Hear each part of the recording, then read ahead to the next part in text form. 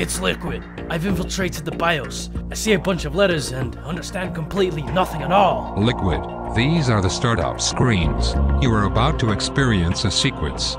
This causes your emotion reflexes to flux. In other words, your inner Christian is revealing. Turn the game console off right now. Hi, Liquid Jakey here, taking over and expanding a new and hot latest video, Power of PlayStation Startup Sounds. Sony's PlayStation Startup Sounds are introductions to the most powerful, epic, godlike battle stations that Kumas coom over. But there are some neglected kings that require some appreciation from their subjects. I don't care about the PlayStation, they suck. 0 out of 10, get that away from me. And I'm right, because B-Tech Geralt said so. PlayStation or Xbox? Бросаю стан гранату! Прикройте меня! Boot up screens are a flashy animation to keep reminding you what console you're on. They are there to distract you from the game that you just put in is in fact loading, so you have to wait. So in the meantime, watch this. Let's go back to the first video game's home system, the Magnavox Odyssey. Whoa, did you hear that? That is the sound of innovation 50 years in the making. Trick these suckers into watching this video thinking it's deep. The first console, correct me if I'm wrong, to have a logo presented in the boot up was the Vectrex. Whoa! Look at these lines and these dotted fonts! It's something straight out of Alien Isolation! What the hell? The Vectrex introduces itself with a simple greeting, with the name and a description of what they do, entertain, and new ideas. What? Accompanied to that, a sounds of a fax machine. I mean, what is this, 1982? Followed by a bright welcoming chime. Nintendo got their toes in the water of boot-up screens with an attempt of catering towards British people with the Famicom. Come on then! But oh no, it wasn't the Famicom, it was an attachment. Red dot sight, far grip, bipod and all. The Famicom Disk System. This Seizure Fest was one of the first boot-up screens in the 80s. It had a righteous melody with a big-ass Nintendo logo that is basically telling you, hey, you're a gamer, we're gamers, and we are gaming. It later discontinued 4 years later in 1990. Oh! I mean, come on! It even had the iconic Italian brothers, Roberto and Angelo. 87 comes around, gifting the world with Full Metal Jacket and the Sega Master System. Both inherit colorful personalities? Oh, come on, Drill Sergeant, you can't say that today. The Sega Master System was a daredevil. No boring ass sound effect this time, Spot. This time, it's full of blaring music. Hey, prepare, man, because you're about to be allured by its childish hype tunes and its checkered flaws moving forward. Where is it moving forward to? The future. Hey, I don't make this stuff up, that's just how it was. I mean, this was an arcade cabinet squeezed into a tiny box equipped with all the 70-degree angles to quench the gamer necessities. By the way, this was the Japanese release of the Sega Master System? The North American release, on the other hand?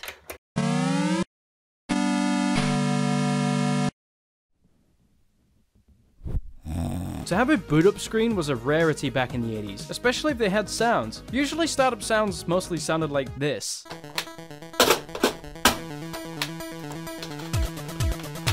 Now there's a lot of fake OJ accounts out there, so this one, at the real OJ32, is the only official one. So this should be a lot of fun.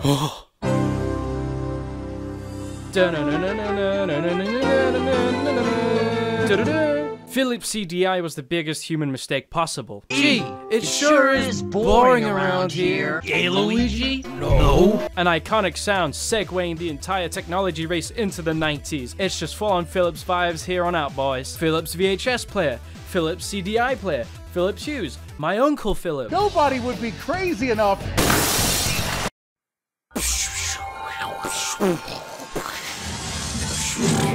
Wow. Someone learned After Effects and glass transitions.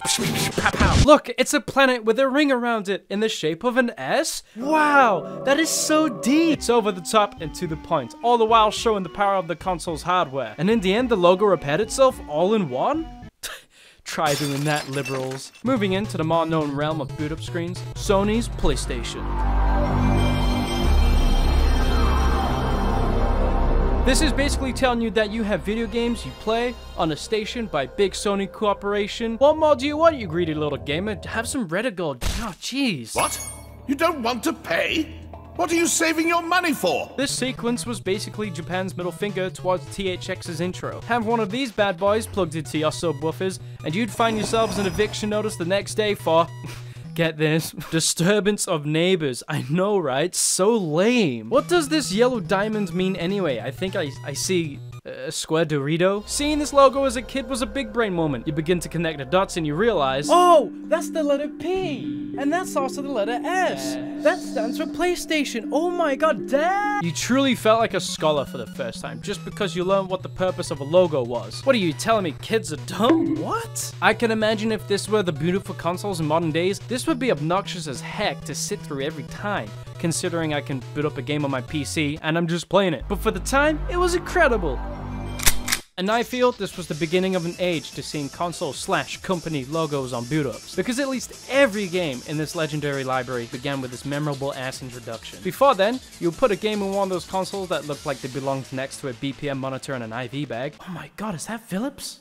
Oh boy! And the majority of those consoles, if not all, had no startup screens. And if they did, well, they were special, which is exactly what Nintendo 64 games are. The majority of the big ol' 6-4 library was presented by a rotating N. The N standing for, no, please don't play the PlayStation. And if you're lucky enough, it would be interrupted by the game's mascot, contributing to the character's personality. Now he works for Microsoft. Just like the Famicom, the Nintendo 64 had a disk system extension. Behold, the N64DD, the D standing for Daduki, because it's the shit disk driver. The DD's boot presented more of a modern aura to it. Simple colors, no insane ray tracing or shading, and somewhat minimalistic.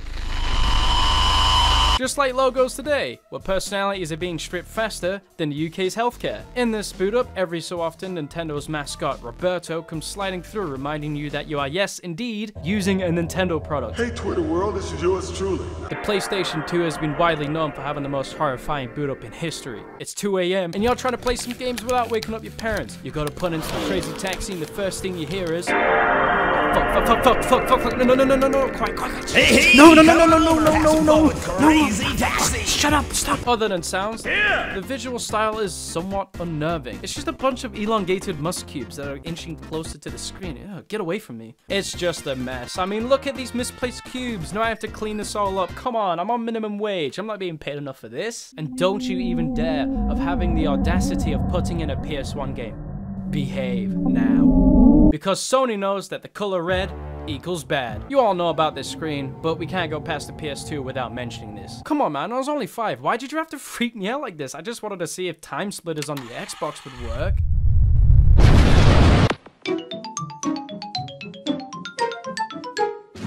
Despite all the memes about this fossil fuel, I believe this is one of the best boot ups. Look at that 3D technology. The Marvel VFX department will love this. It's genius because the logo makes up the letter G in the shape of a cube, and the console is a cube that you play games on, and it's called GameCube. What? In addition to this, Nintendo also hid some sounds in if you held down some certain buttons. For the worryingly curious ones out there. What are you looking for? Content from me?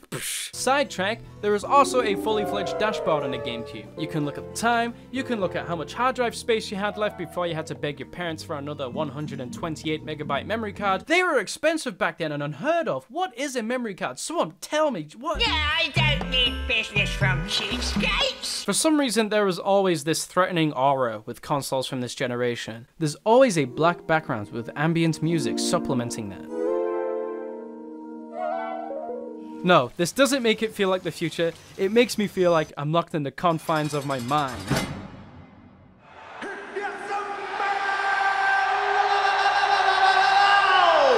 the rock is cooking!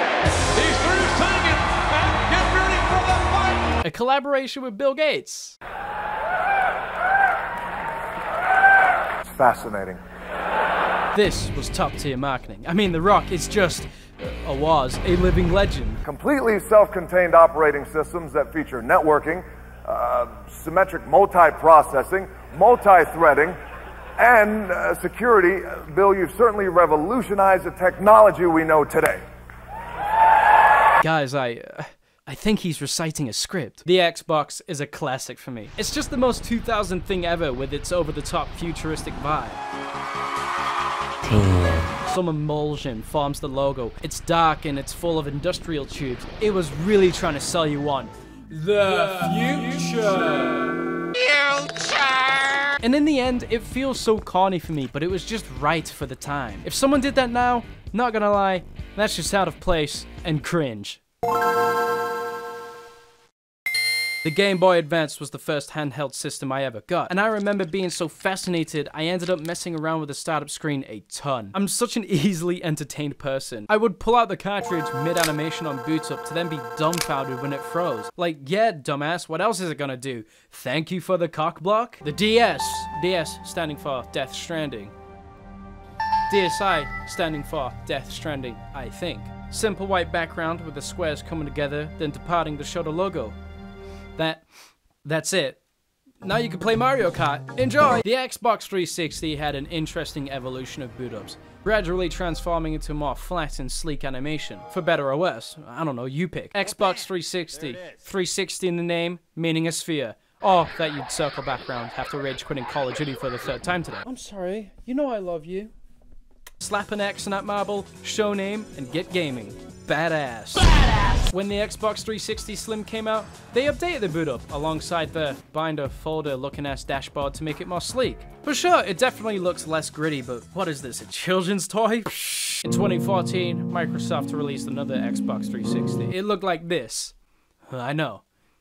It's kind of like that one episode of SpongeBob where SpongeBob loses all of his personality and literally becomes a bar of soap. But if you were lucky enough to pick up an Xbox 360 Blue E, the startup for this is a teensy bit different.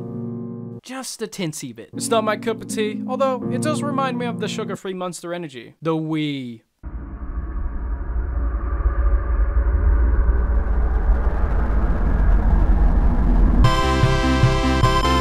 It's great, it's different. Cue the music, name of the company, in case you forgot. Now pick your profile, bitch. Now. Okay, now look at this dashboard. Straight to the point and looks like water. It flows well with me.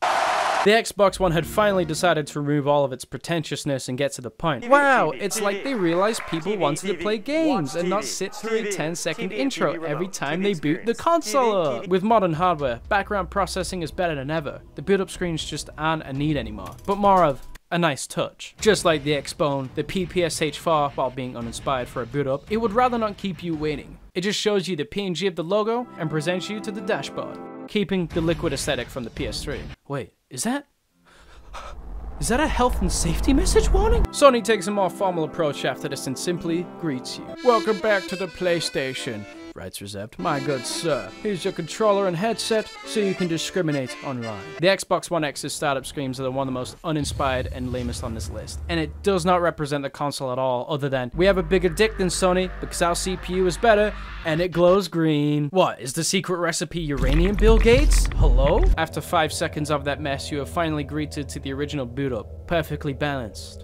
As all things should be. Guys, it's a special made CPU made solely for the Xbox. Look, it even has 4K written on it, because as we all know, every gamer has a 4K TV. Again, Nintendo are a step ahead of the boot-up game. They know what gamers crave. They know the vibes. They have got the hype to get Reddit in the mood for some hardcore gaming. They are the pioneers of the startup screen scene. Powered by revolutionary Japanese technology, I can safely say that we are blessed with the best boot-up you can gaze your eyes upon. Huh. Okay. Minimalist, I like it. Like a Banksy. That's all I have for now, class. I appreciate you all for watching. I'm gonna go to bed now. Good night.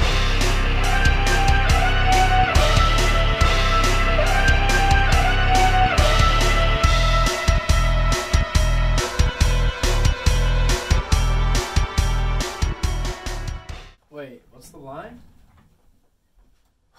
What's the line? I forgot.